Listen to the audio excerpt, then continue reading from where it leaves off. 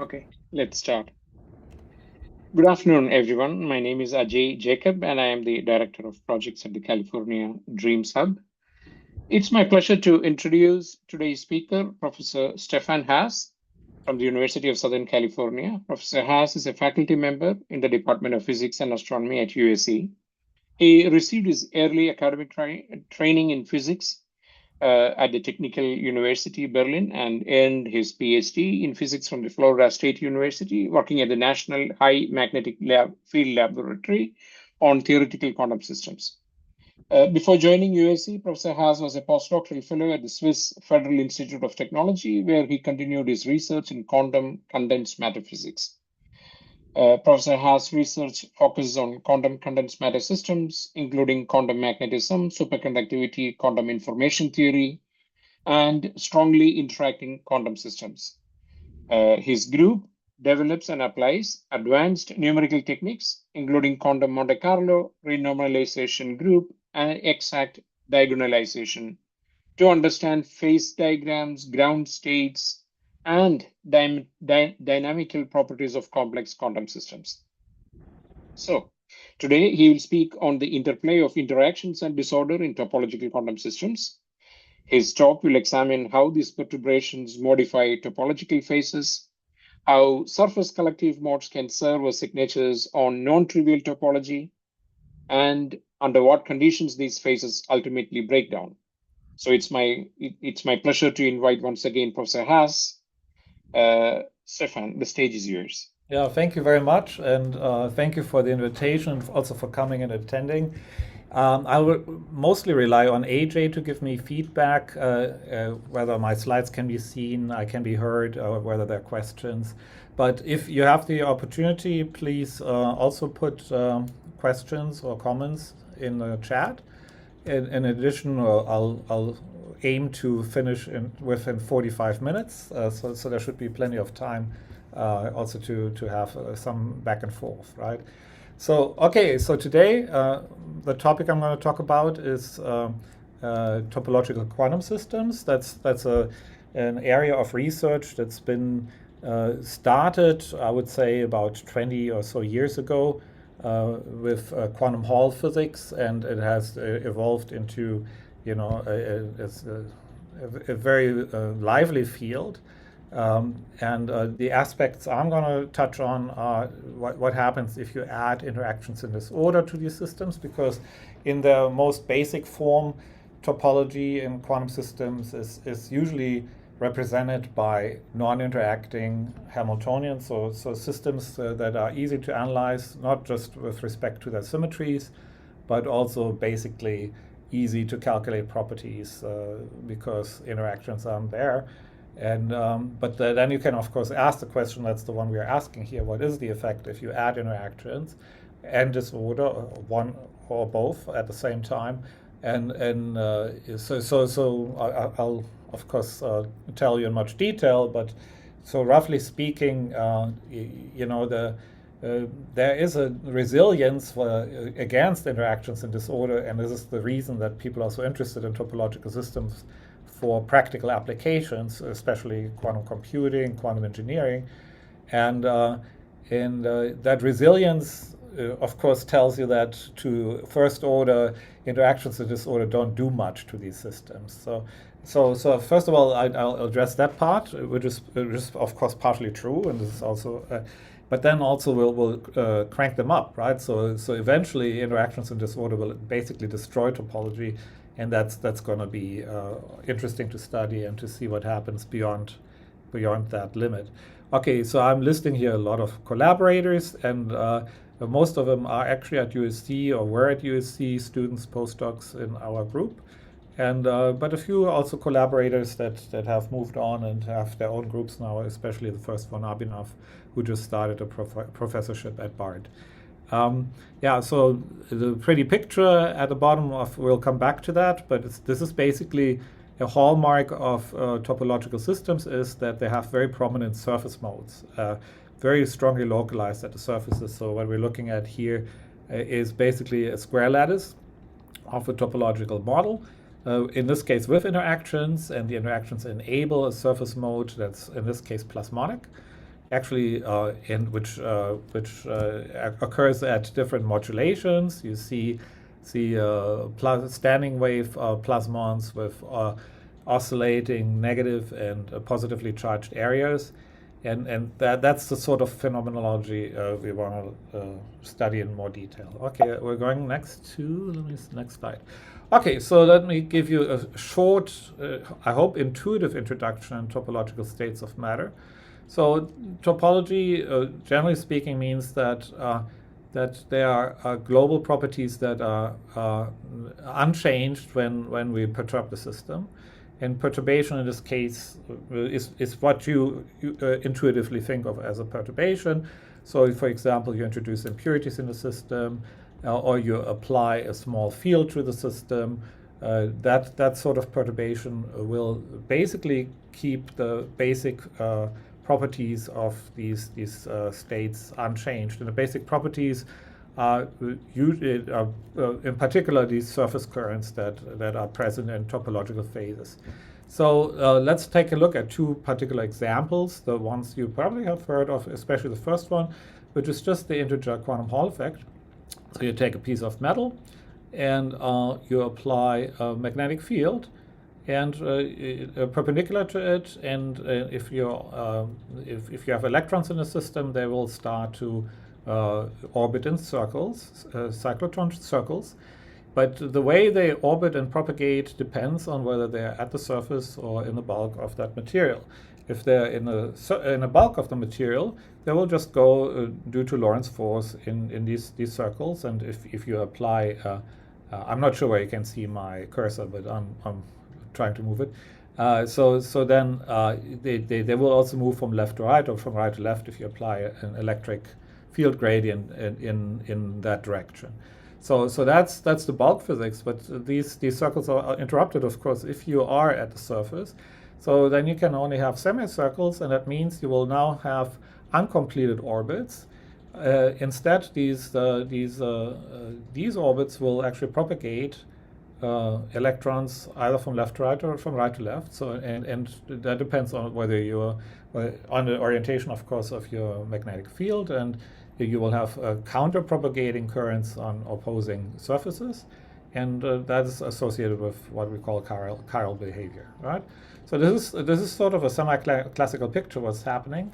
I guess what makes it quantum is that these orbits are quantized, right? So in a quantum system, they can't just have an arbitrary radius, but they will be like atomic orbits, right? All right, so that's one system, and with an implicit explanation why you will have these surface currents, because they occur because you have these interrupted orbits at the surfaces.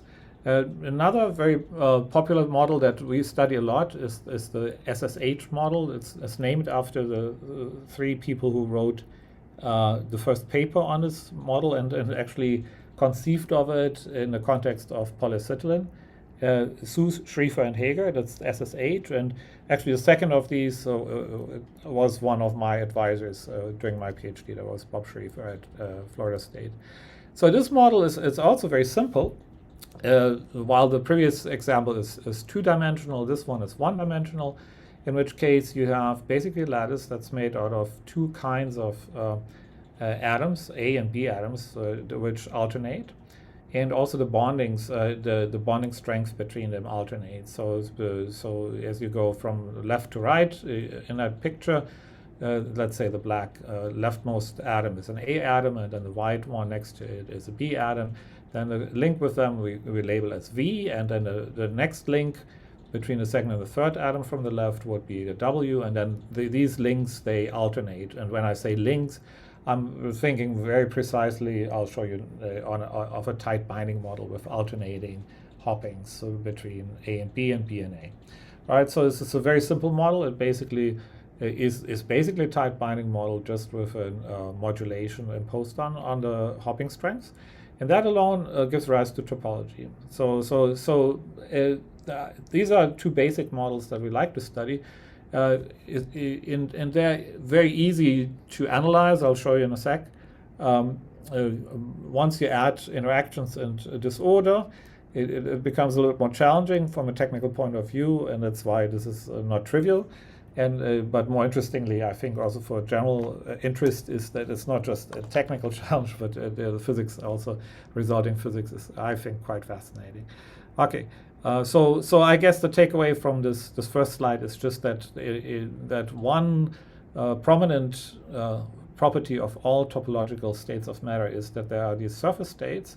I didn't explicitly say what the surface state is for the SSH model, but basically you have, in addition to bulk states that whose wave functions are basically standing waves within the bulk, there are also usually two, for one-dimensional systems, there are two surface states at the two edges of the open chain, which are strongly localized at those edges, right? So in this case, the amplitude of the wave function is either the blue one to the left or the red one to the right. Those are those two surface states.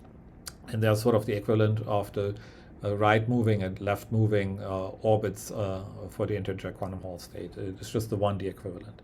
Okay, I'm going to go to the next slide and now talk about basically the two messages that come out of our work on this.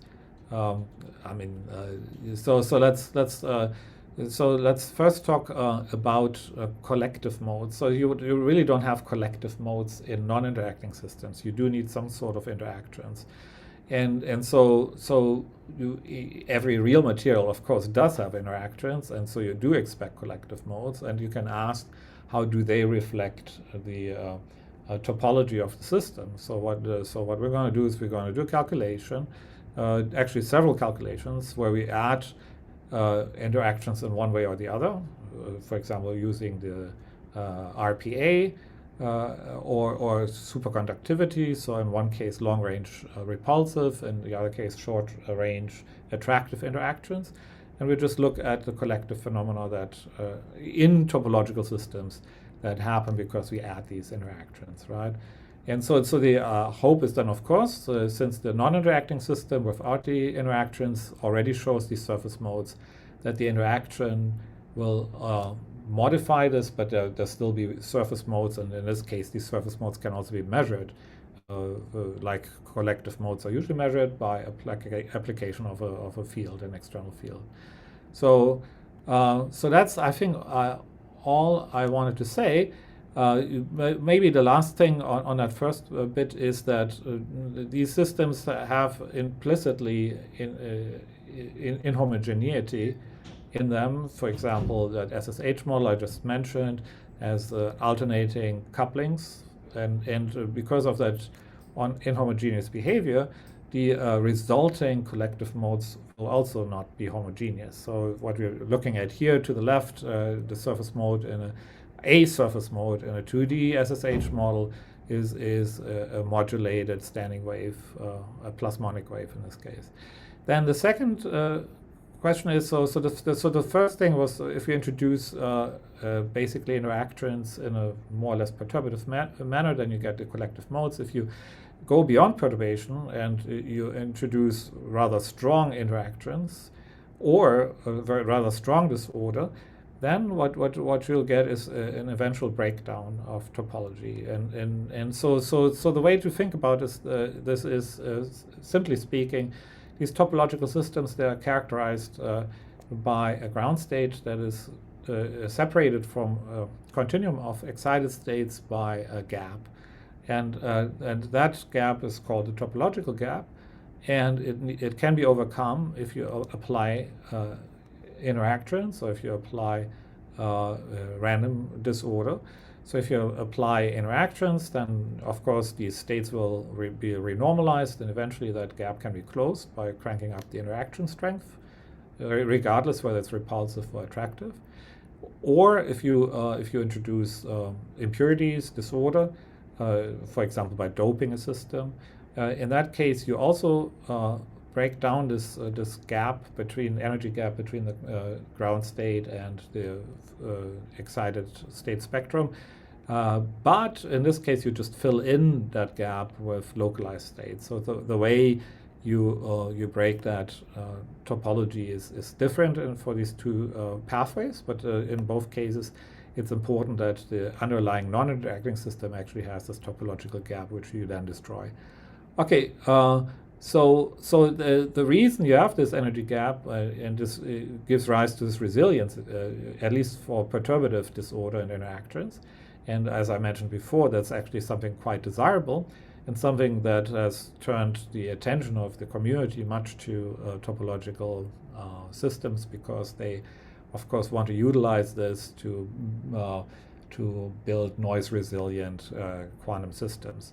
And that needs further examination. We already now know that we can of course overcome this gap by sufficiently high disorder interactions, strong disorder interactions. We can also we do know now that if we look at the dynamics of these systems, this resilience is also challenged. So there are lots of qualifiers to this zeroth order statement of resilience of topology against disorder. Nonetheless, there's some truth to it, and I hope what comes out of the numerical data and the experiments I'm going to show you is in which limits this protection actually holds. All right. Okay, so that is about it. So I guess I wanted to not go. I just wanted to quickly talk about that little illustrative plot in the left lower corner of my slide. So what you're going to see, what you're seeing here, is basically on the x-axis is a parameter ratio that controls the topology of the phase. So without this order, yes, Stephan, go ahead. You're still in the second slide, right? I mean, you're not changing the phase. Yeah, I'm still on the second slide. I hate to skip things on slides, so I'm still on the second slide, and I'm just looking at this picture which shows disorder versus disorder with the x-axis. Okay. So forget about the details. Just want to say that the J1 versus J2 tunes the topology even in the absence of disorder. And you have basically two regimes. One is characterized by zero winding number, which is topologically trivial. W is equal to 0, and one which has a finite winding number, W equal to 1, which is topologically non-trivial. So you have these two phase transitions that happen at certain ratios. And then if you add disorder, then you find that this topological phase with finite winding numbers remains resilient against disorder up to a certain degree of disorder. And in this case, I'll show you the model later, but you see that this disorder is basically quantified by this parameter mu, which is basically the width of some disorder distribution from which we draw the disorder. And you see at a certain mu that corresponds basically to the topological gap. This breaks down, and there's more to it. We'll come back to that. Alrighty, so let's go and talk a little bit in detail about this one sort of plain vanilla model that encodes topology, and that you might have heard of. And if you, of course, been working with topological systems, then you know it very well. It's this model that was conceived by Sue Schrieffer and Hager to model the properties of polyacetylene. And interestingly, they had nothing like topology in mind. Actually, they didn't even talk much about surface phenomena at all in their original work. But it has become basically this very simple model where you have basically two hoppings. In this case, they're called T1 and T2. One connects A's with B's, and the other one B's with A's. And they can have different strength. Of course, when they are the same, then we're back to a simple tight binding chain. The other thing that needs to happen in order to see surface states, you actually have to have surfaces.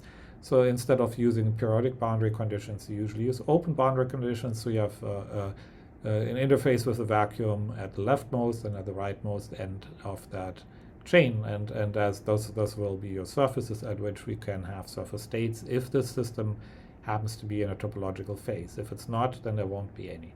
Right, now, so the way this field evolved was first to characterize all the possible topologically non-trivial phases. And the way this is done is when people look at three types of symmetries. This is time reversal symmetry, particle hole symmetry, and chiral symmetry. And according to this classification, there are basically 10 possible topological phases, non-trivial phases.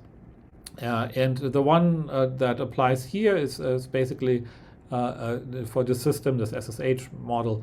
It has all three of these symmetries endowed. So it has time reversal, it has particle Hall, and in particular there's a chiral operator that I spelled out below the equation that anti-commutes with the Hamiltonian. So those are the three symmetries that are present here. And basically these symmetries give rise to the possibility of a non-trivial topological phase. I should say that this is a simple system also because it's one-dimensional, but you can have the same sort of physics if you put chains of these together. So what I'm showing here in the lower left corner is a 2D version of the system where you now have plaquettes that are strongly coupled, and then the coupling between the plaquettes is weak. Right, and in this case, you have a two-dimensional version of this SSH model, and that one actually, because it is 2D, we'll see has actually two types of surface modes. It has corner modes and it has sort of side edge modes, right, that go along on the edges of this 2D structure. Anyhow, so in 1D, the topological witness is basically called a winding number. And as I mentioned above, it can be tuned such, I should say the couplings can be tuned such that this topological witness, the winding number, is either 0 and for a trivial phase that has no edge states, and it can, if you tune it differently, by basically making one of the hoppings larger than the other, then it becomes non-trivial, and then you do have edge states, and we'll see that on the next slide. So in 1D then, this is an exercise you can do yourself. If you have never played with this, please do this for yourself. Just write down a Hamiltonian for a 1D type binding chain with alternating T1 and T2. And this Hamiltonian will be represented by a matrix that's basically, let's say, 0 on the diagonal and then alternating T1 and T2 on the off diagonals. And so it can be easily diagonalized. And what you find is an energy spectrum that is shown in part B of the figure. So what you see is basically two bulk bands that are separated by a gap. And inside the gap, at 0 energy, you can have two more states depending on how you tune T1 and T2, right? And so if you tune T1 and T2 such that that it becomes a trivial system, then the bulk states will still be there, but the edge states in the middle won't be there, and in the other case they will be there. So the presence of these edge states, they signal the onset of non-trivial topology. And looking just at the energies doesn't tell you everything. So what you want to do is you want to also look at the actual wave functions that are associated with that. And so I've circled these edge states, and in figure D and E, you see these edge states, and they're completely localized at the two sides of that open chain. So this is just a very simple model. You don't even need to do numerics, by the way. You can do this analytically if you wish. And the way I've ordered, by the way, the energies in part B is pretty much equivalent to a momentum vector. If the system had actually periodic boundary conditions, you can interpret this n as a pseudo momentum, right? And so you see that's basically it's a insulator with a band gap that has these mid-gap states in it, and these mid-gap states are very, very sharp, and lifetime is extremely high, can be tuned by T1 versus T2 modulation, and they're also highly localized at the edges, which can also be tuned by T1 versus T2 modulation. So one game you can do is you can tune T1 versus T2 so that they become equal. Then this gap will actually close, and these surface states will hybridize and disappear in the bulk. And I guess in figure C, I'll just show you the density of states, which you know for 1D you've got the lower band and the upper band. And if the phase is tuned into a topologically non-trivial phase, then you also get these edge states. So that was a pretty long introduction, but it might be helpful for people who who have not dealt with it. So the takeaway is that yes, if you have non-trivial topology that is these highly localized at the edges states, and then these bulk states, I didn't plot the wave functions for them, but if you were to plot it, they would be all over the entire system. So those would be basically standing waves in the bulk. All right, now I think we should come finally to what I wanted to talk about, the effect of interactions. So there are various ways of introducing interactions. One way is to use the random phase approximation. And let me just sketch what we do. It's really the simplest thing you can do is you assume, let's just look at the right side of my slides. We'll assume an unscreened Coulomb interaction that basically decays like 1 over the distance. And we construct the polarization matrix from this by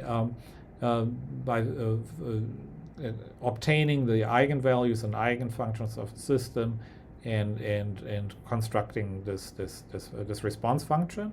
And the plasmon modes will then just be the eigenvalues of this response function, right? So a particular example is on the bottom right.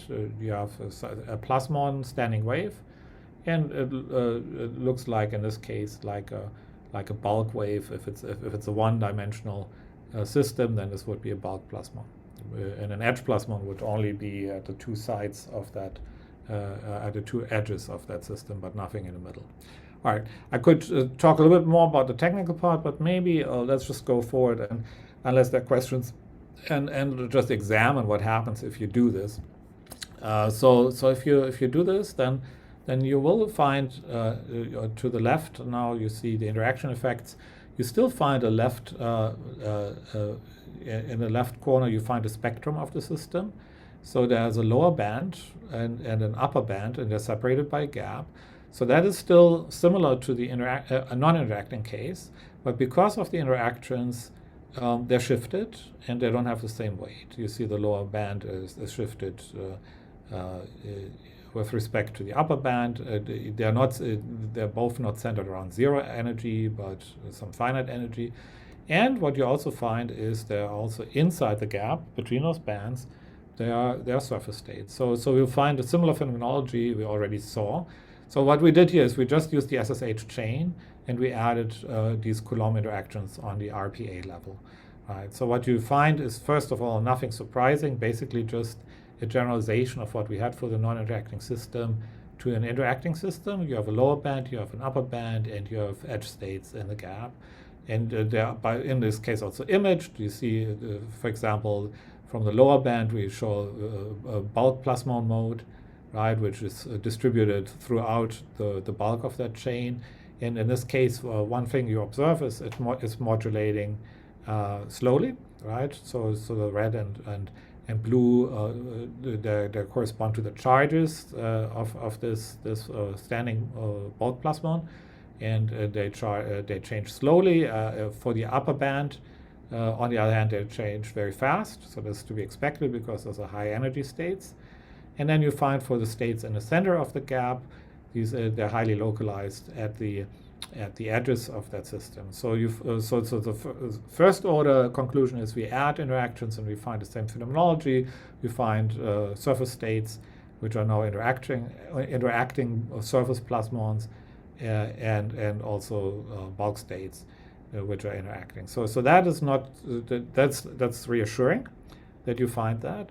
I guess the only thing that interactions add here is I would say is the energy shifts that you can observe.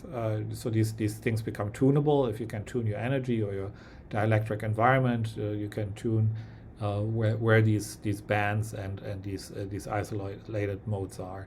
And there's more to it, but I'm not going to go much into detail. But let's look at the right panel where we look at disorder effects. So now we're looking at what happens to the bulk and the surface states if we add disorder. In this case, the disorder we're adding is we're just making these hoppings, these T1s and T2s. We draw them from a random distribution with increasing width. So what you see is quite interesting. So the picture A for the disorder effects shows the density of states, and that's for the non-interacting case. And then on the right, we showed for the interacting case, just focusing on the surface states. So what we see on the left for figure A basically is that as we add disorder, we increase this parameter A that increases the disorder. We find that there's a decay in the bulk states. And if we crank up disorder, they will basically be annihilated. They will be completely localized. The density of states for the bulk was going to go down to 0. But what's interesting in the middle, that state at 0, doesn't change at all. It doesn't change at all when you add disorder. And this is the effect of resilience that I was talking about before. Unless you exceed a certain disorder strength, which we don't do here, that 0 state is completely untouched by the fact that you introduce disorder. And that is this protection mechanism we've talked about. So that's brilliant. On the other hand, this is only for the non-interacting system. If you now go to figure B, for the interacting system, that's actually not the case anymore. These surface plasmons in that case, that are so nicely strongly peaked at 0 disorder, they actually do get destroyed gradually if we introduce disorder. And what's the reason for that? Well, it is because these surface plasmons, they are actually made out, when we do this interacting calculation, we're mixing states, and we're mixing actually bulk states and surface states. So yeah, the surface plasmons are related to surface states of the non-interacting system, but they also have participating bulk states of the non-interacting system. So what the interactions do, they mix the surface and bulk states of the non-interacting system. And because of that, the surface states of the non-interacting systems, they will not suffer from the disorder, but the bulk states will. And so because of that, this composite object that we're looking at in figure B, does actually eventually decay. And so it's a sort of a disappointing, if you wish, message from this calculation is that if you make the system a little bit more realistic by adding the interactions, actually the resilience is also not that strong anymore. So, okay, I see I'm going a little bit slow, but I'll promise I'll finish early. So this now let's go to a 2D version of the same story. So in this case, we're just repeating this RPA calculation, but we're now looking at a 2D lattice, and let me just show you what happens. So this is an analysis of the 2D lattice without interactions, in which case, again, you get two phases that are now characterized by this ZAC phase, that is a topological witness in 2D, and it basically gives you also two kinds of phases, trivial and non-trivial. And so that's the only takeaway from this slide. So let's actually now add interactions and go to the next slide. And so here I apologize a little bit for the color scheme. So in hindsight, this was probably idiotic that we choose in the lattice pictures blue for the hopping TA and green for hopping TB. And if you're not focusing the blue and the green, they look very similar. But if you look closely, then you find that the pattern we're doing in figure A and figure B is just opposite. In figure A, for example, the top corner is connected to the rest by blue links, and in figure B, it's offset, so those are green links. So these are basically the two kind of decorations you can have for this case. One is when TA is larger than TB, and one is when TB is larger than TA. And so this actually delineates the topologically trivial from the non-trivial phase.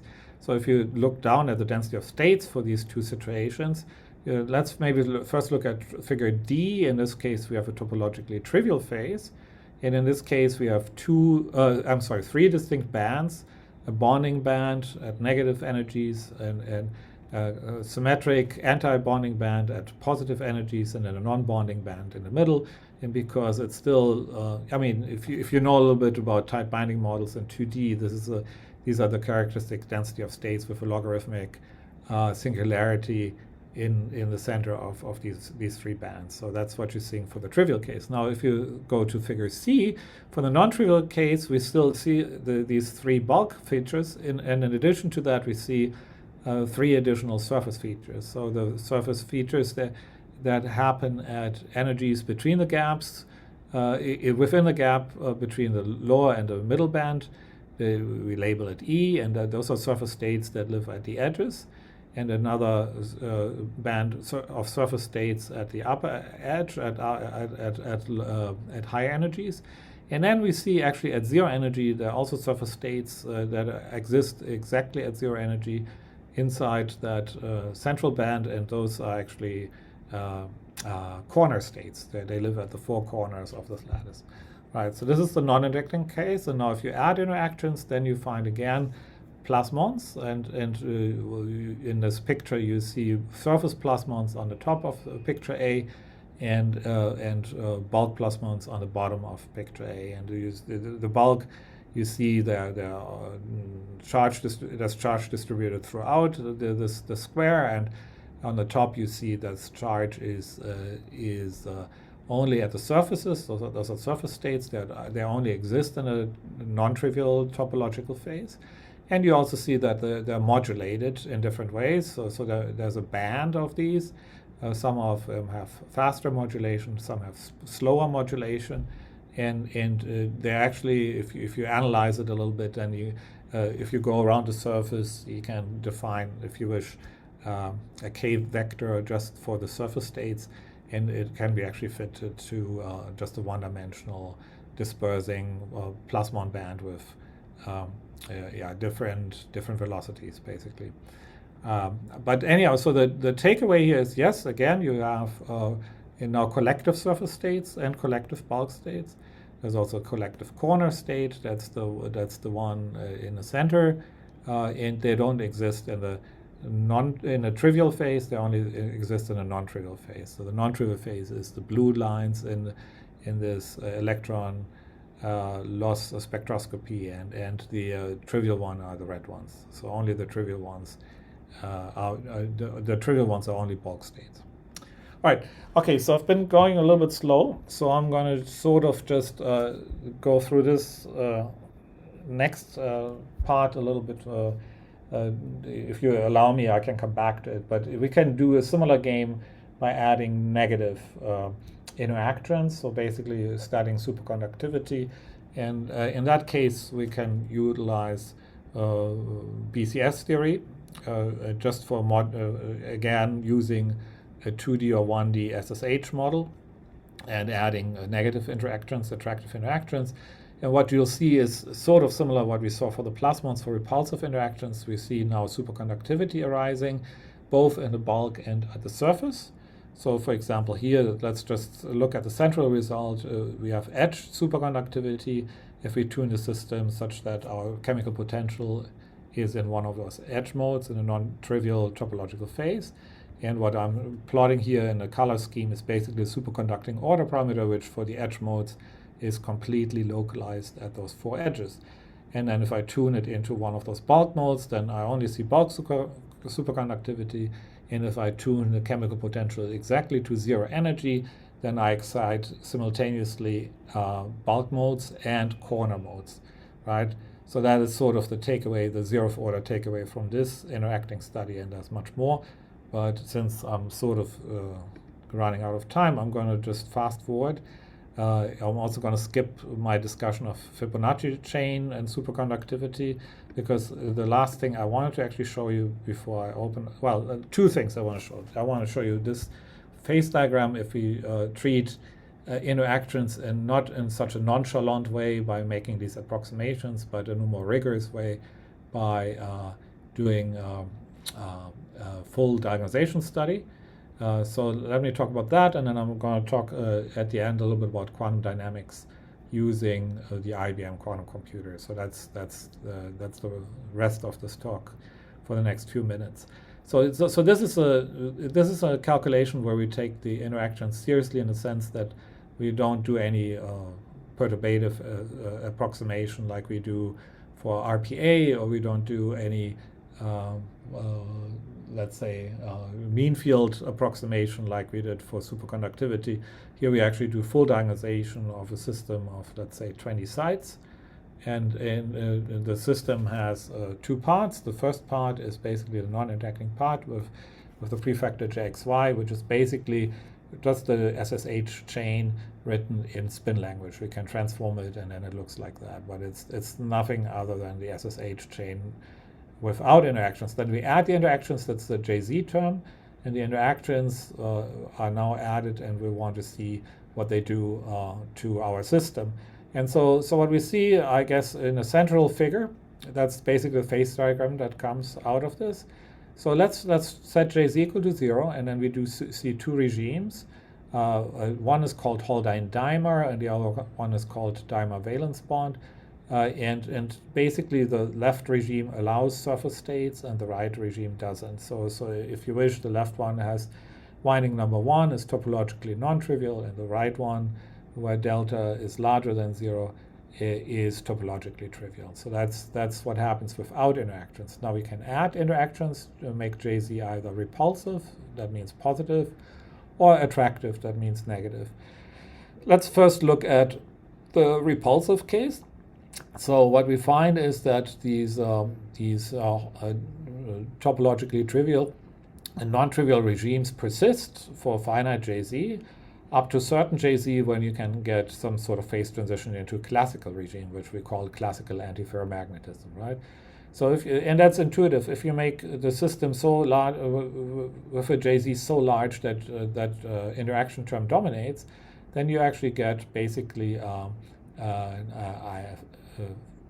antiferromagnetic Ising model, and that it has a classical magnetic regime that has no defined topology. So you will have a non-trivial phase transition, and you can characterize this phase transition in various ways, with more traditional things, just looking at the magnetization, or with more contemporary technology, looking at entanglement. But whatever measure you apply, you will find this phase transition between defined topology up to certain strength, and once then you overcome the energy barrier that's given by the topological gap between the ground state and the excited states of the non-interacting system, then you can introduce a non-topological classical phase. So that's happening for repulsive interactions. If you go for attractive interactions, you find something similar happening. So basically there's a transition to classical ferromagnetism at a strength that overcomes the topological gap. And you find a sort of a precursor phase that's quite interesting, which has, it's a sort of a Griffiths regime. And I'm not going to talk about this in much detail. I'm happy to answer questions later about it. But you see there's now an enriched phenomenology once you add interactions, not just in a perturbative way, but and especially if the interactions overcome the gap, then you find phase transitions to other regimes.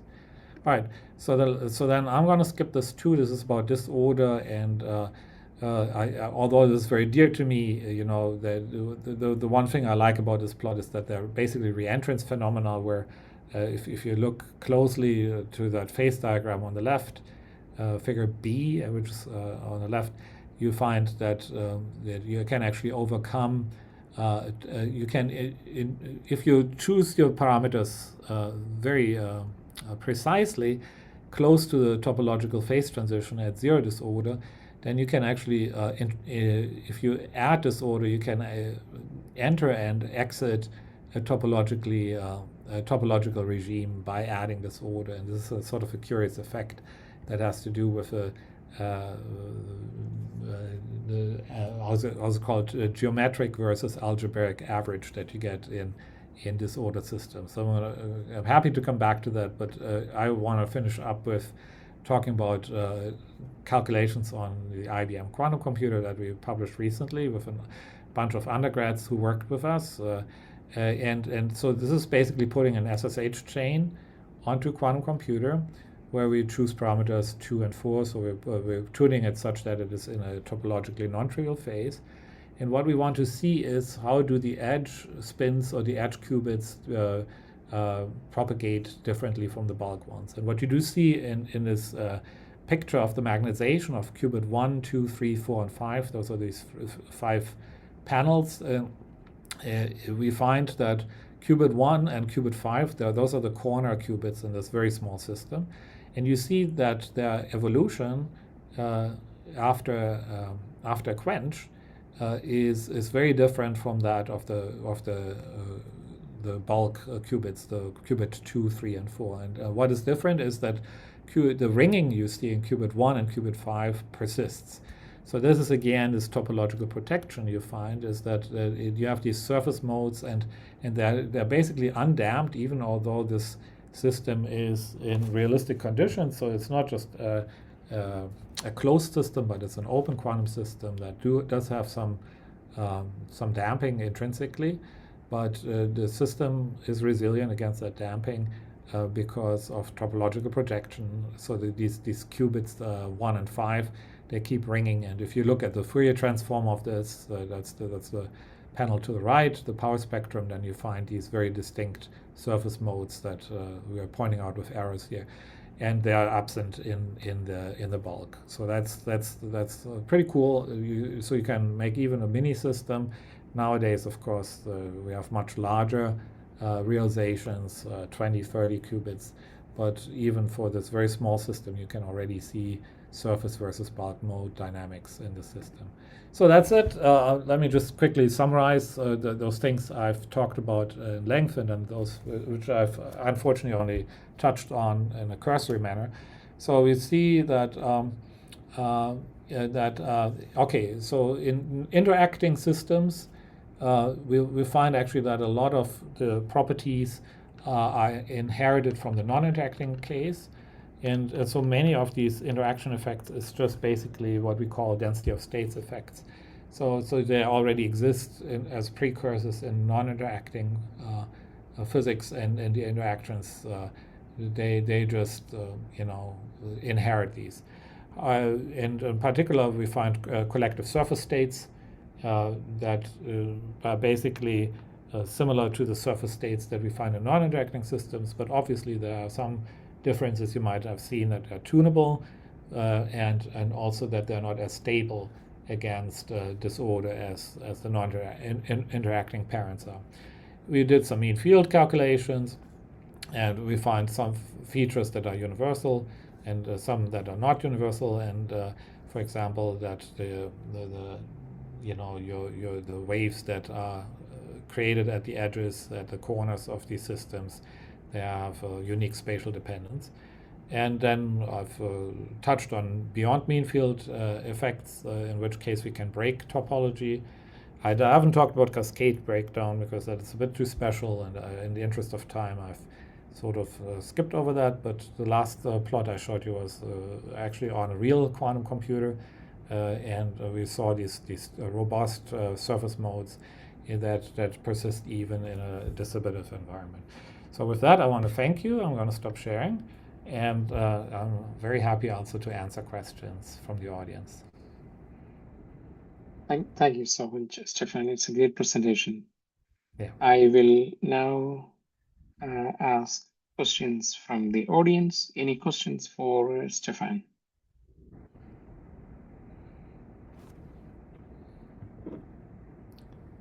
Okay, so it seems there are no questions, but I do have a couple of questions, Stephan. So one of the question is that, the general behavior of topological material. Michael Barkland has raised his vote. Go ahead and ask yours, and then Michael asks his Okay. question. Yeah. So the general behavior of topological systems is that they are described as robust, but you are stating, I mean, it's understood, but you're stating that there is limitations for this robustness. So me being an experimentalist or a device guy, how do you think I should take this breakdown of non-robustness in the topological systems into a device system or device? Right. So I mean, most devices will benefit from the robustness, right? So the robustness is your friend. So I mean, I guess the message is that I mean, the robustness is basically in the most primitive version is just described and quantified by this energy gap, this topological gap, right? Yeah, so you want to maximize that. That's it, right? I mean, if you really love and cherish and want to utilize topology, you want that gap to be as large as possible. So if you can tune your system such that is the case, you'll benefit from it, right? You could ask also if you want to switch that conveniently switches between topology on and off, and you have, for example, a field then that can overcome this gap, then you can expose the system to such a field, and you can have a topology switch if you wish, right? So you could make a system that utilizes maybe in a temporary way on off for topology, right? So you can do that. Yeah.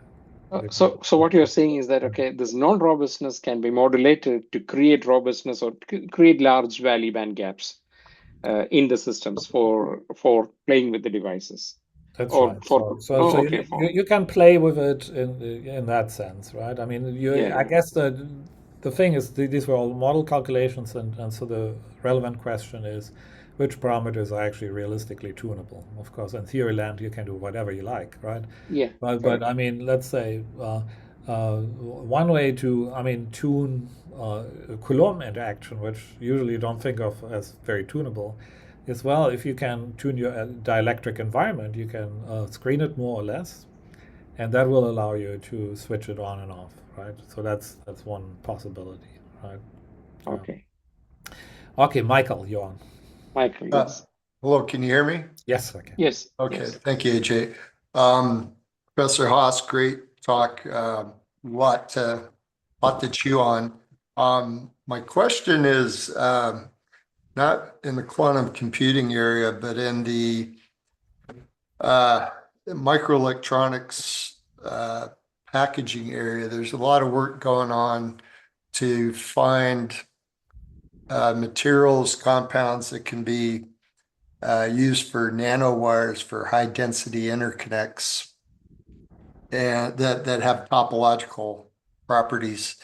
Um, does the SSH theory or any of the work you've done give us any clues on well, one, what materials might be of interest to look at, and then two, I guess how much tolerance is there on disorder if you actually get to the point of fabricating these things? Great question. Thank you. So the first thing I want to say is topology is not a quantum only thing, right? So you have lots of classical systems that you can either make or that exist naturally that have endowed topology. Actually, you find that many of the experiments on topological systems, they're done in the realm of optics, not quantum optics, just general optics. For example, I think in ECE there's Mercedes and Dimitri. They do this sort of thing, right? This is all classical.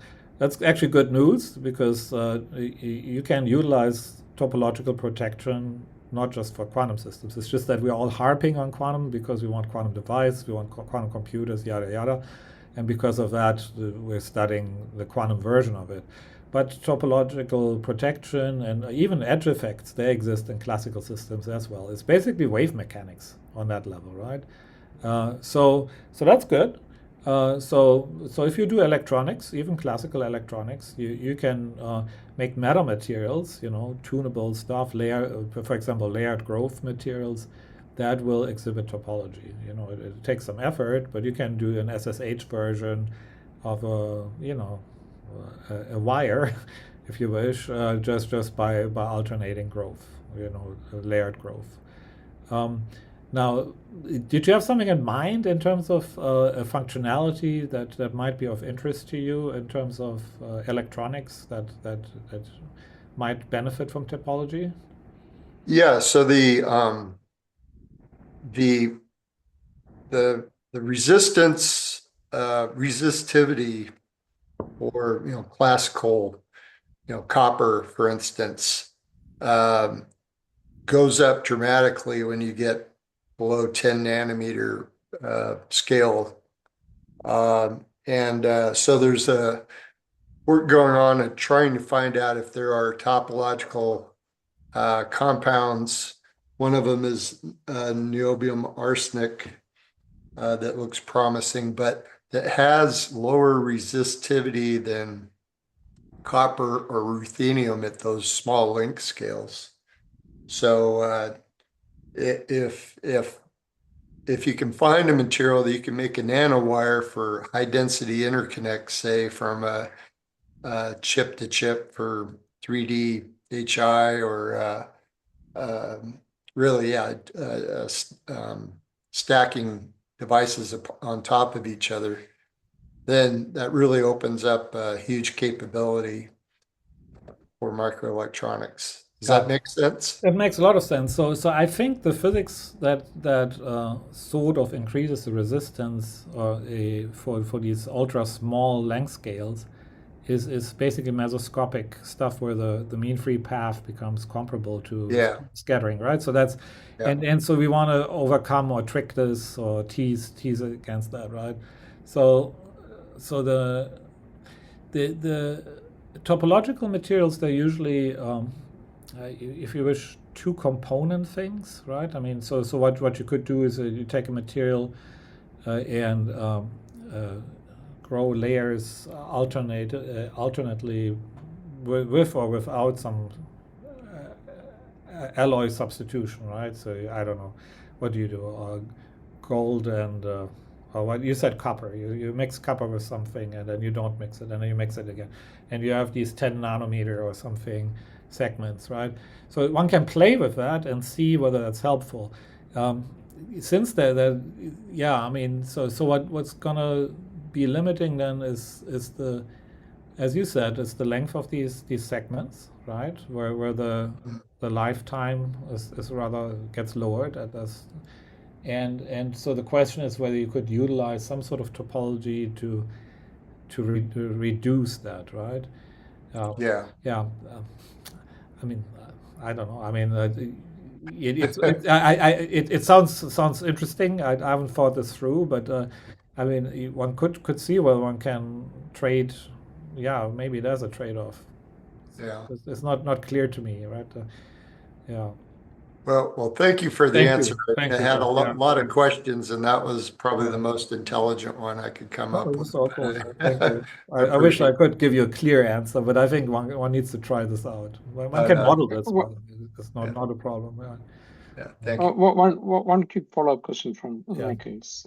So what is more important? Is it to reduce the disorder, or is it to protect the symmetry, or is it to create the surface states that can actually provide you high conductivity? So in terms of applications, I think it's all about the Yeah, surface states, right? I mean, and surface by the states. way, Okay. the surface states they don't have to be at the two corners. If you create an impurity inside a system, that is an internal surface. So you can nucleate a topological state even in the bulk by putting a very strong impurity with a topological charge in the center. You'll get even surface states there, right? I mean, so I didn't talk about that, but you can do that. So there's more flexibility. Yeah, so it doesn't Great. have, yeah, from that point of view. Okay. Yeah.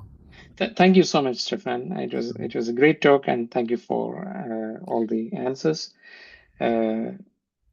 Greta, could you please put the slides for next week's presentation? Okay.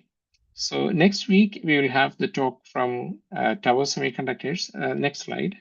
Tower Semiconductor. The speaker is Dr. Samir Chaudhry. Thank you. See you all next week. Bye bye. Thank you. Bye bye.